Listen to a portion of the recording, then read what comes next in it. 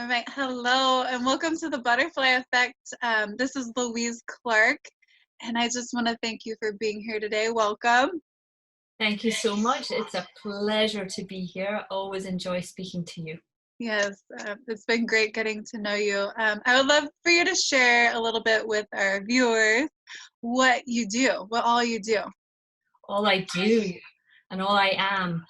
I started on my journey as a parent coach many, many years ago and expanded that into getting certified as a mindfulness coach because I realized in my life as a mum, as a woman, as a parent, I recognized that mindfulness is a really important place to be and a space to exist in. So I bring a lot of mindfulness into my life with my husband, my 3 teenage children who are 14, 17, and 18, and my 2 crazy Bengal cats that force me to be present and allow me to be present as much as I can in my life.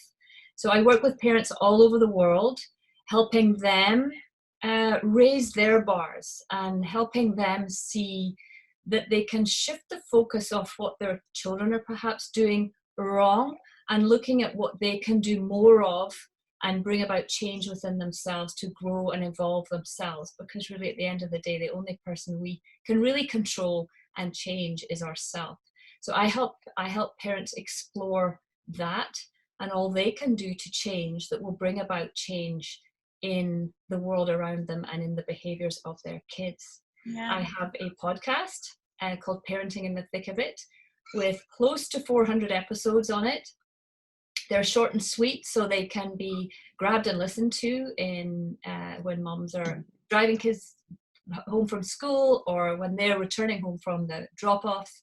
And I also wrote a book and launched that in July this year, and it's called Parenting the Modern Teen. So I kind of focus in teens, but I enjoy working with parents with children of all ages. So it's a little bit about me and what I do.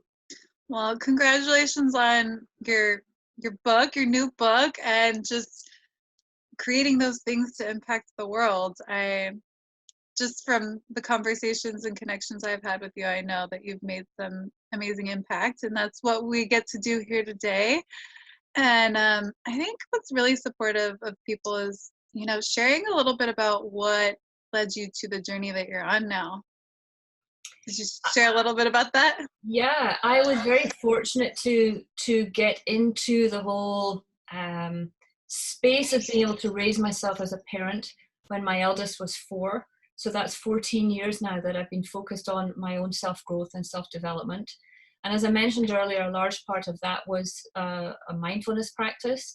And then about 6 years ago, I decided to make a commitment to meditation and have found that the benefits of meditating are the best things I've ever experienced in my life, and it's contributed to the most in terms of raising my awareness, because we have to be aware in order to be aware.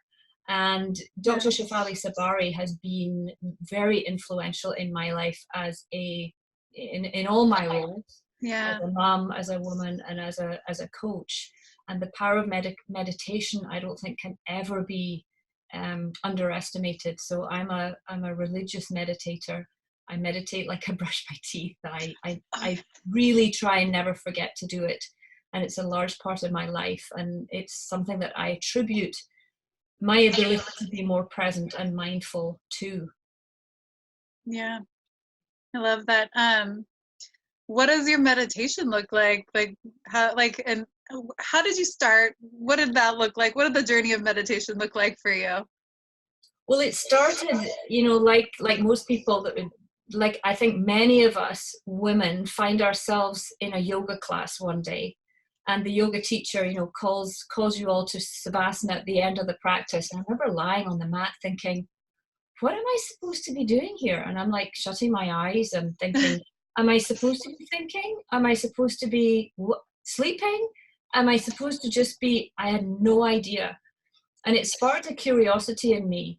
And I remember afterwards, a friend of mine was saying, "Oh my God, I love it when we lie on the mat at the end of yoga because I can do my grocery list and I can do this, I can do that." And I'm thinking, is that what you're supposed to do when you meditate? And I realized that, a meditation practice is different for everybody. But it really ignited a fire within me to work out what it is and what it means to me and what it can bring to me. So in terms of my practice, I started, in the yoga class, and then it became, I did a yoga class more than once a week. And then I committed to trying to meditate every day, and found, like most things, you set an intention, I'm going to meditate every day. And first week it was every day, and the second week it wasn't. And, we fall off the wagon. And then it just became more of something that I knew was right for me. It felt good. And it's kind of transformed and morphed into a practice today where, and many of my clients are curious, what do I do? How do I do it? How long do I meditate for? Yeah. And I don't kind of have a recipe. I try and keep it as natural and organic as I can. I do believe that in order to commit to a practice, we need to do something. We need to do it at a time that suits us. Yeah. So I think it's key to bring in a practice at a time that works for you. What works for me might not work for you, but for me, first thing in the morning, last thing at night is when I meditate. And I often will, throughout the day, grab a minute here and there. I might sit at my desk right where I am now and kind of look outside at the trees and just close my eyes and take that all in. I meditate on my breath. I don't have a corner in the room. I don't like candles. I don't have a mantra. I don't have a mat or a Buddha. It's just me and my breath, because I can take that anywhere. I can sit on a rock on the beach and meditate. I can sit at my desk, in my bed, in my car. And I like the flexibility of that. So that's what I find works for me. Yeah. And I think that's why I've been able to commit to it, because I don't have to be in a specific place to do it. Mm-hmm. How about you? I particularly follow a lot of guided meditations because I have a high sensitivity, and it's really been challenging to kind of like block everything out, because my sensitivity to energy and everything is pretty high. So for me, guided meditations have been great for me, and I like to do ones where I'm kind of giving back and blessing the world.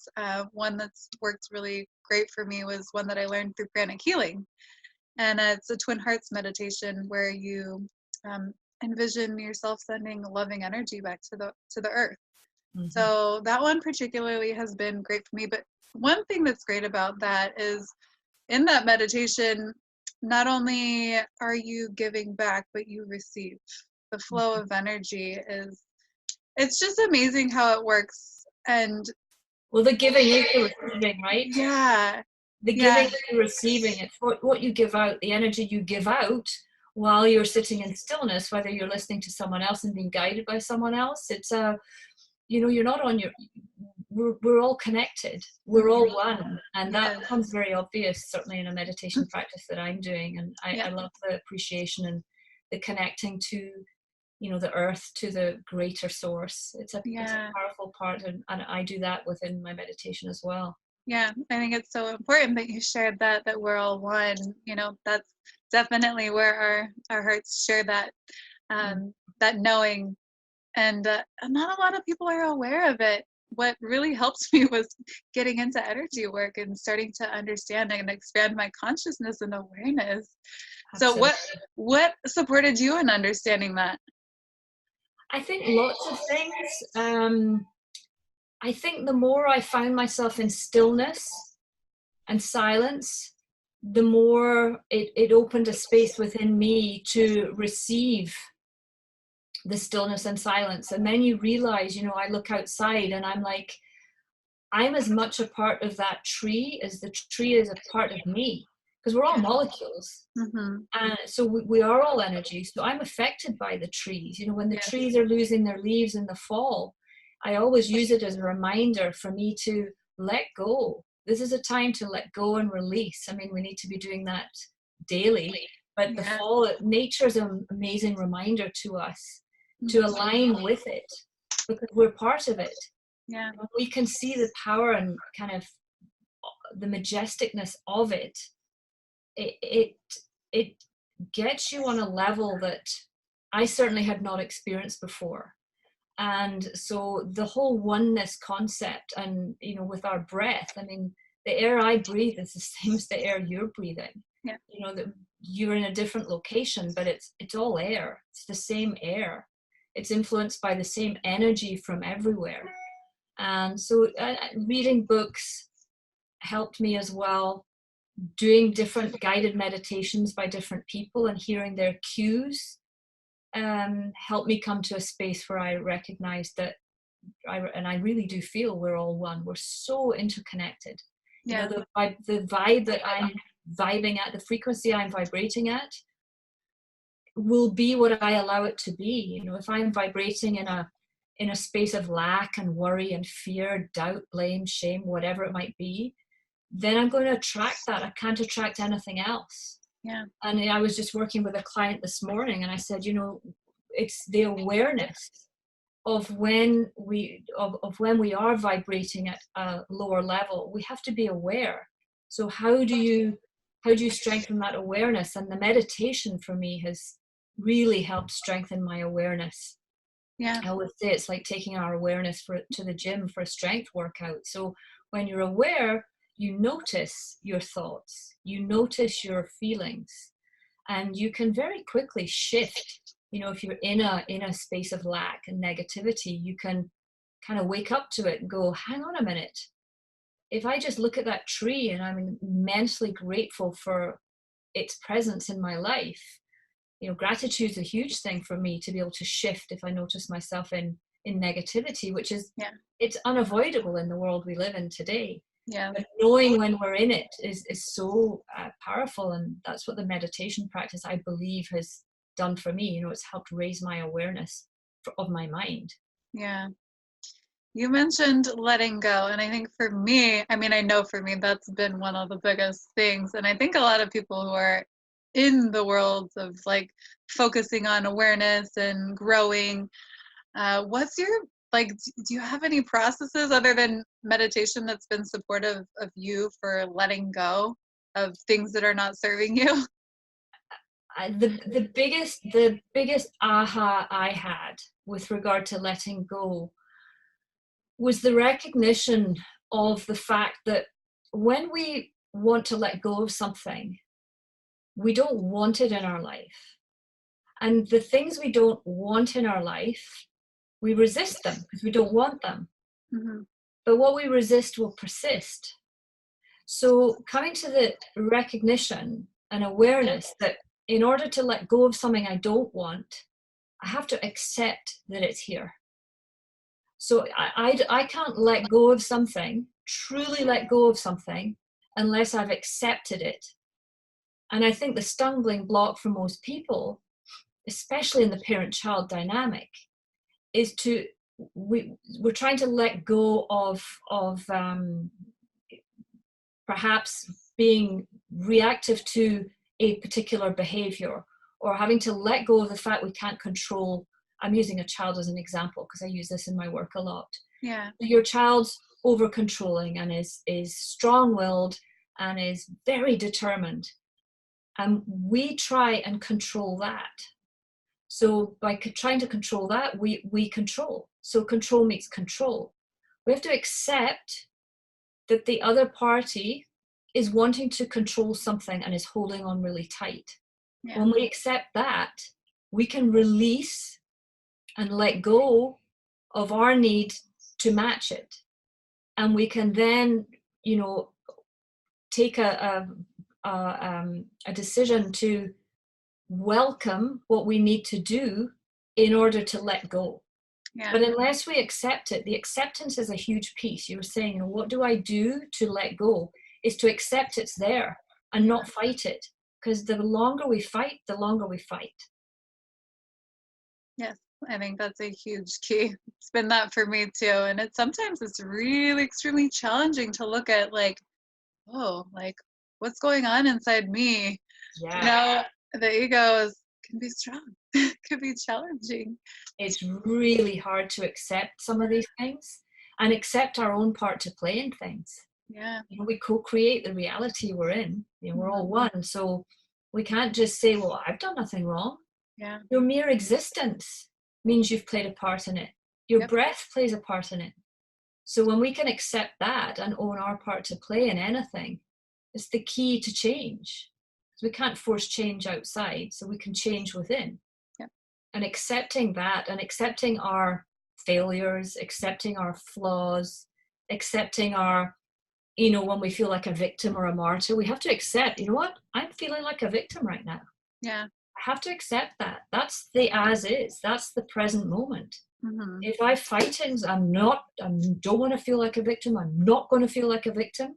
It's Yeah. not for me. That doesn't work. I have to accept it and own it and go, yeah, I am being a victim right now. Yep. So how long am I going to give myself in this role? And Yeah. sometimes we need it, right? Sometimes we just need to Yeah. play it. We need to play that card. We But it's do. knowing I'm in it, I'm playing it. How long? When's it going to end? And make Yes. a decision. Okay, how am I going to end it? Yeah. I'm in it. I've loved it. I needed it, but I need to let go of it now and shift into another mindset to move on. But Yeah. it's hard. It's really hard. Definitely challenging. I definitely used to be in that space where I was like this person is such a victim. I'm not a victim, you know, just relationships I had. And then I realized I started doing deeper work and I was like, oh, like I was like an extreme victim in the way I was living. And I think that's one thing that is important for everybody to hear. It's okay to be where you're at and we're human. Like we're constantly in this cycle of and judging everything. So accepting where you're at so you can actually, you know that it's okay Mhm. and start to do that process of awareness so you can actually heal and release what's not serving you anymore. Yeah, and I think that compassion piece is huge, compassion for self. Yeah. You know, we have to be kind and gentle with ourselves. We have to be Yeah. compassionate with ourselves. As you said, we're human beings. I'm a mom. Just because I do what I do doesn't stop me losing my shit every now and again Yeah. with my family. Or Yeah. it's hard not to. We'd be the Buddha under the tree if we never became reactive. Yeah. So being kind on ourselves and saying, you know, it's okay. You know, and you were doing your best, and yeah, you lost it, but what can I do to move forward? And I think, you know, with the judgment, you mentioned judgment. Yeah. I know Gabby Bernstein in her judgment detox, one of the 6 steps is to witness the judgment with no judgment. And it's always stuck with me. And, you know, you can witness judgment in other people with no judgment, Yeah. and witness judgment in yourself. You have to be aware that you're Yeah. judging. But we all find ourselves judging. But the more you're aware, the more you notice the minute you've judged and you go, okay, I judged, it's okay. It's all right. Yeah. You didn't mean it. It came out that way. Move on. To witness the judgment with no judgment. That's self-compassion in itself. Yeah. I think it's extremely important because a lot of people think that they are the thoughts that are going on in their minds, Mm. and we're all creating this stuff from how we've perceived the world. And for me, that's been huge, allowing myself to have the thoughts and know that I'm not them, and ask myself, why am I thinking this? Like I do, you know, we're human. It's still going to happen. I definitely, it happens. And I'm like, what in me is why am I judging this? And I'm Mhm. just aware of it. And I know like, well, like I don't really feel that in my heart. Like I love and accept everything, all of creation. And I Mhm. get to learn through like, why am I judging this? You Mhm. know, asking that question. I've moved out of the loving space into Yeah. the lack space, the fear space. And then It, allow myself to let it go. and recognize it's a projection of, you know, what's going on inside Yes, for for us, sure. and to be okay with that, you know, Yeah. because it's impossible not to. You know, Yeah. we're all going to have these feelings, and all feelings are okay. Mm-hmm. not to be dismissed. It's only through feeling the feelings that we can move through them. Yes. And so the feelings we have towards ourselves as well, we have to feel them. They're real. Yep. Feelings are very real. But I like your comment about, like, we're not our thoughts. Yeah. But we can, it's so easy for us to believe a thought that isn't even true. Mm-hmm. I often say to the clients I'm working with, so is it true? And they go, no. Yeah. And like, has it happened yet? No. Where has it happened? Well, I guess it's just happened in my mind. Like, yeah, it's just happened in your mind. That's all. It hasn't happened in reality. But the more we believe the thought that's not true, our thoughts create our feelings and our feelings create our actions. So being able to watch our thoughts is one huge piece of it. But to know where the thoughts are coming from is another, our belief systems and where they come from.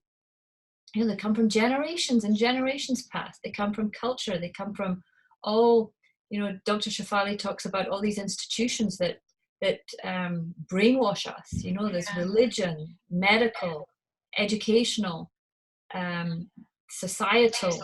Now we've got the digital, the virtual world, and they all influence us and condition us to believe certain things. Yeah. Before we know it, we're believing in things that we don't actually believe in, that we're conditioned to believe them because everyone else is believing them. We're just following the herd. Yes. But we actually watch and find out whether our beliefs in alignment with our values. And so often they're not. And it's having the strength to just go, you know what? I believed in that, but I don't really believe in it. But the power of that false belief and how it drives us and how we think and feel and act is huge. Yes. That's powerful. It really is. One thing that I would love for you to share on, because I know a lot of people struggle with it, is self-love. Like the love for self, what has that journey been like for you? Have you felt like you've always been able to love yourself? And is there anything that you'd like to share? Do you know what's interesting with that question is that I never really thought about that until I got into this journey of self-development. So for me, I guess I never questioned it when I was younger. Yeah. Is that lucky? Is it unlucky? I don't know. It just simply is. And, there's times where, when we do something or we make a mistake, we can be very hard on ourselves and not love ourselves for it. Yeah. And I think this whole journey has allowed me to love myself regardless. We will all and accept that we're all human, that we are not automated. We actually are so automated, that's the problem. Yeah. But, at heart, we're not. So, we being able to acknowledge and accept our flaws, our mistakes, our everything, and see them as just they're just a piece of it. It's not who it is I am. Not letting those not identifying with those, not identifying with the mistake, with the flaw, and seeing yourself as that. Yeah. And seeing that these are things, but it's not having any negative effect of what I think of myself. And recognizing when we do switch into Sorry about that. No problem. Identifying with the mistake and becoming the mistake, blaming ourselves for the mistake. Yeah. I don't think it's a cop-out in saying, no, I don't blame myself for the mistake. The mistake happened, and yes, I contributed to it. But the love I have for myself is infinite. How did you find that love, that infinite love? By learning to not attach to the negative things that happen, not let that drain the cup I have my own cup of self-love. Yeah. Respect being the same thing. You know, I think so many parents worry because their kids, teenagers in particular, are being disrespectful to them. Yeah. And I help them understand that respect breeds respect, for sure. But if we have enough respect for ourselves, we have enough self-respect, then whatever someone else does that might look disrespectful is not going to diminish the respect I have for myself. Yeah. I can only feel disrespected by someone else if I'm disrespecting myself. So knowing that all I do and all I aspire to is the highest form of respect for myself. So when my kids are disrespectful, I don't look at it and go, I feel less respect because they're being disrespectful. Yeah. Does that explain it a little bit? Yes. Yes, it definitely does. I think everybody has their own perception of, you know, how, like, what's worked for them and how to understand it. And so it's great to hear, you know, how everybody is a little different in their own way of that. One thing I'd love for you to share, some tips for parents, like how to, because like a lot of people don't think about the fact that we literally are shaped, you know, from 0 to 8, you know, we're shaped then. And I believe like if parents could support their children and understand themselves better to support their kids better and allow them to be them, then, you know, we wouldn't be going through such struggles. So any tips that you have to share that have really supported you or anybody that you've worked with? The biggest tip I think I can give, if I could put it into tip, you know, it's I know what you Whatever mean. you feel Yeah, called. I know what you mean, is to develop an awareness for you and of you, of your patterns, of your reactivity. Because I think at the end of the day, for parents, kids will be kids. They're not broken, they don't need fixed. Yeah. They're doing only what they know. And if they work out that if they scream and yell, they're going to get what they want, they learn that screaming and yelling gets them what they want. The only way we can change that is for us to not react to the screaming and yelling. And we have to be aware of our reactivity levels. So I always say to parents, we all need, parent or not, a reactivity radar detector just scanning our system for a raise in our reactivity. Yeah. And if we can notice it before we boil, we can bring it down, tame our reactivity to allow us to meet the present moment non-reactive. Because if there's reactivity in the moment from A and other, we want to vibrate at the same level. It's going to draw us to vibrate at the reactive level. Yeah. But if we can somehow recognize this is I don't want to operate at that level, then we have to be able to do something to contain our reactivity, because we'll all react. There's, you know, we've all got the triggers. Yeah. The triggers are internal and never external. But being able to contain that reactivity in the moment so we can meet the moment non-reactive, because that's the only way we can really deal with things effectively. Because the minute we're in survival mode, we're not present. We are literally doing all we can, fight, flight, freeze. Yeah. And that's, you know, the other person when they're reactive is in the same head mindset. So if we can stay in our higher order brain and higher order thinking, we can offer the support, we can validate, we can be empathetic, curious, compassionate. We can try and work out what's going on. We can support them in that moment and then find a solution to whatever it is that they might be screaming about. You know, they want the Smarties, or the person in the shop hasn't, you know, the till broke down and the person's late and they're going to get a parking ticket. It's not child or adult, whatever it is. Getting reactive doesn't usually work. Yeah. So I think that's the biggest piece for parents, is to recognize that it's really all about us and our ability to control ourselves. Because if we can't control ourselves, what are we role modeling? And in being able to control ourselves, we're role modeling self-regulation, and we're able to come to an agreement or a solution or a stay connected. Yeah. When we're reactive, we disconnect. But when we are, from a place of compassion and empathy and openness, no judgment, kindness, curiosity, we can connect to what it is the other person needs, and to connect to our own needs.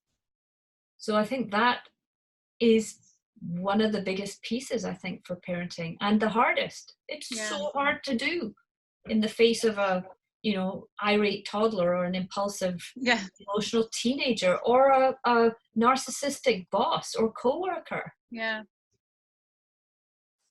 do you stay calm in the presence of your fury and turmoil?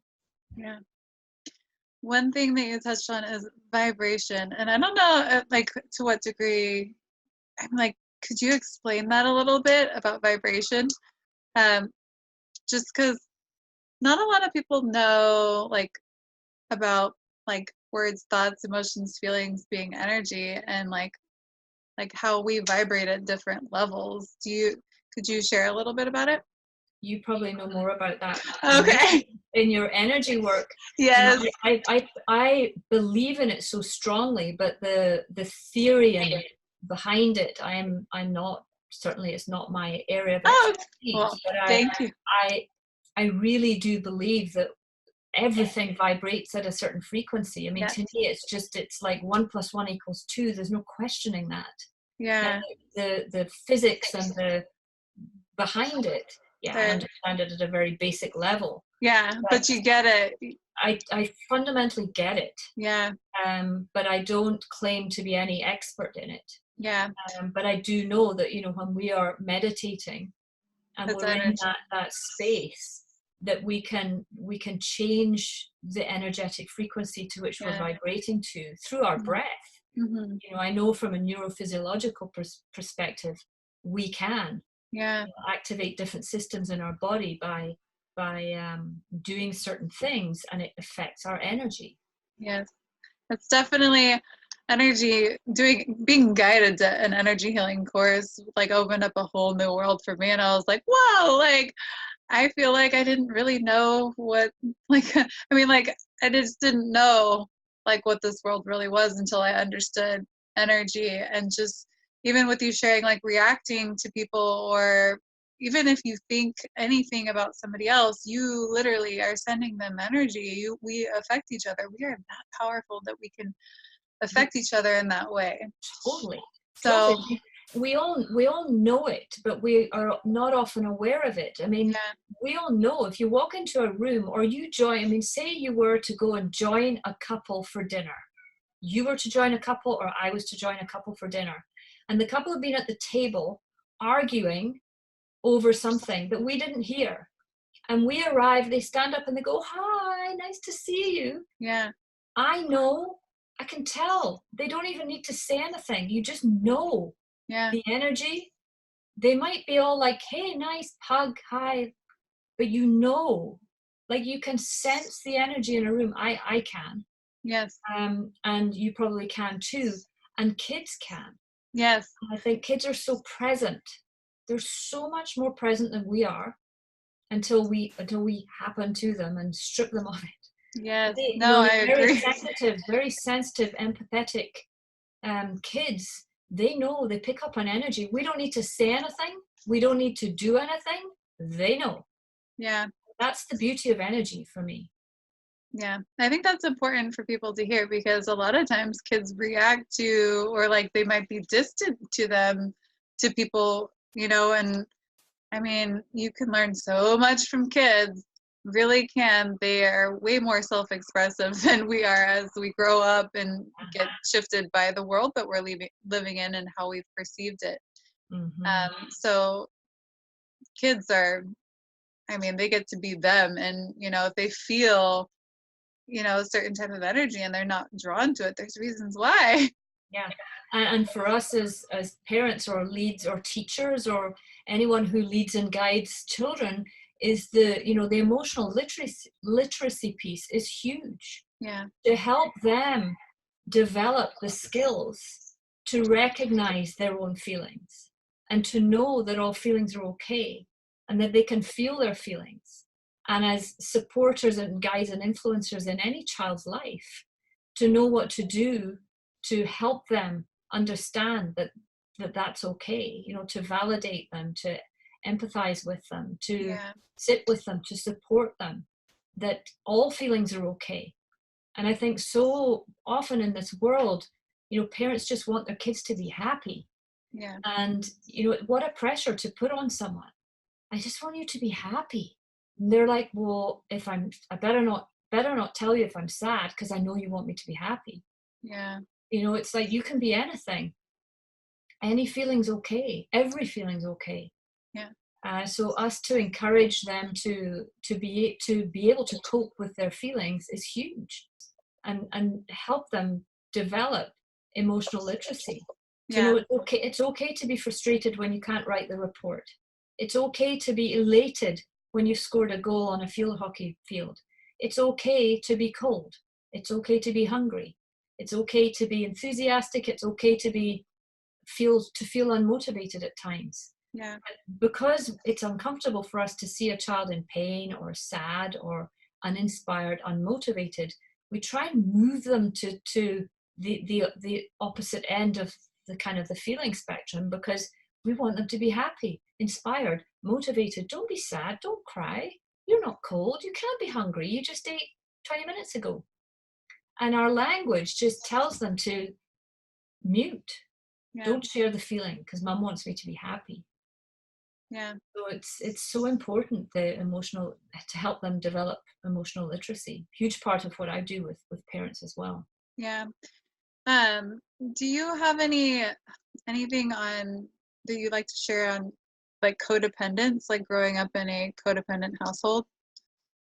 Anything for parents or like ways to recognize those boundaries of like I don't have firsthand experience of that. So for me, it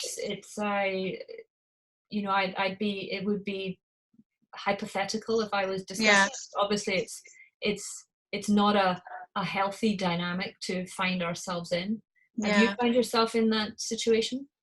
I definitely have. I've gone through a lot of codependent relationships. That's why I did ask on it because I know there's a lot of people out there that do, and it's Yeah. for me. Oh, I mean, like for me, I mean, you didn't struggle like with the love for yourself as much. I went through that, and so I know that there's a lot of people out there that do. And when you're searching outside yourself for love and validation, um, Mhm. like that's what it's kind of stemmed or came out in and later on in my life where I realized, oh, like that's there for me that I get to work through that and ask myself, why is that there? Mhm. And I mean, we all have our wounds and we all have our Yes. triggers. They're all internal. And they all come from our childhood somewhere. And, doing the inner work and digging deep to peel back the layers to find, Yeah. what is it? Where did it come from? But, to also not become so rooted in the past and work out, so how is it affecting me now, and what can I do to move forward and not carry this weight, carry this burden, so that we can we ever completely get rid of the trigger? I don't know, but we can certainly work on dissolving it, and we can Yeah. certainly work on our awareness for it, so we know in the moment, that's being triggered. You're not feeling seen right now. Yeah, you didn't Yeah. feel seen as a child. You didn't feel appreciated and valued as a child. That's why you're getting pissed off with your family at the table, because you've cooked them dinner and they're not saying, this is a nice dinner, thanks for making dinner. You need the external validation because the little child in you screaming to be seen, heard, valued, appreciated. And so to recognize that in our daily interactions with those of us around, with the people that surround us, is really important. It's powerful work. Yes. Because then you recognize, okay, well, if I need it from them and I'm looking outside to have my needs met, you realize, well, until you've met your own needs, no one else can. So what are you going to do to appreciate yourself, see yourself, hear yourself, understand yourself?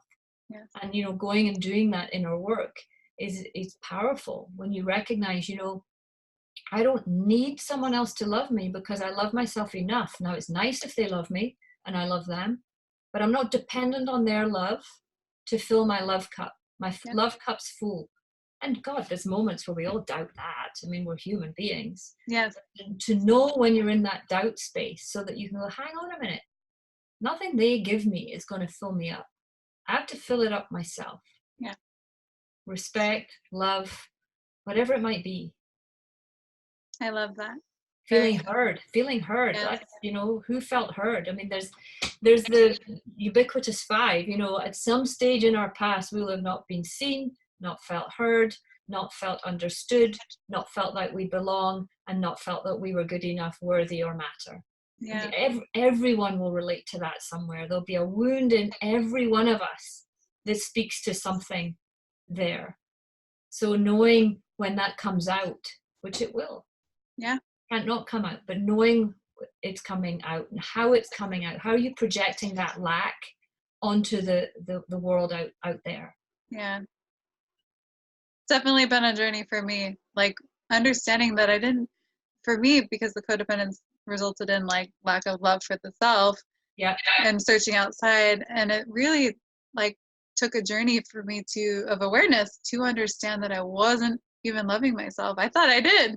Mm-hmm, mm-hmm. So the more work I've done, yeah, it's a journey. It's a work in progress. It's a continuous progress. Yeah. It's it's and it will never end. I don't believe it'll ever end. That's what I say. I'm like, this self-love journey for me is always going to be here. It's always, and we're always doing this work. We're always going through life, so we're always going to have more things, and literally we can heal, and things come up in layers. Like we have trauma stored in our body, and you do a little bit of work, there's more stuff. There is. We store it all in our body. Absolutely. So, and I could have an emotional experience today that I'm like, okay, so that was that. And in 10 years' time, something in my external world could trigger the emotional experience I felt now.